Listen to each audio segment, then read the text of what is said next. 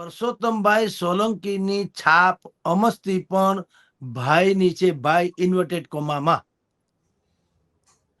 હવે હીરાભાઈ સોલંકી, પરસોત્તમભાઈ સોલંકી સહિતના પછી બ્રિજરાજ દાનભાઈ જે હમણાં નવા આવ્યા છે, જે આમ આદમીમાં છે, પણ કોળી સમાજના યુવા નેતા છે. પછી ભાઈ આમે ઋષિ ભારતીજી ગાંધીનગર થી અહીંયા ભાવનગર બાજુ આવ્યા હતા, એની સાથે પણ એક ભાઈ હતા. આમ તમે જુઓ, હવે સમાજના ઠેકેદાર થવા માટે થઈને દરેક માણસ પોતપોતી રીતે મહેનત કરે છે.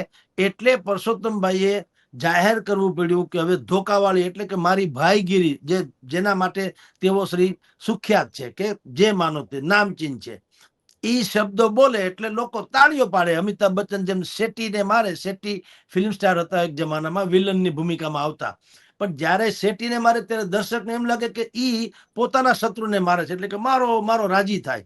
એમ પરસોત્તમભાઈ જ્યારે એમ કે મારે જરૂર પડશે સમાજ માટે તો ધોકાવાળી કરવી પડશે, એટલે એના સમર્થકો તાળીઓ પાડે. એનો અર્થ એમ છે કે પરસોત્તમભાઈના હિત શત્રુ અથવા તો બીજા કોઈ લોકો જે પરસોત્તમ સોલંકી બનવા માંગે છે, એને આ ઈશારો છે, એમ કહું.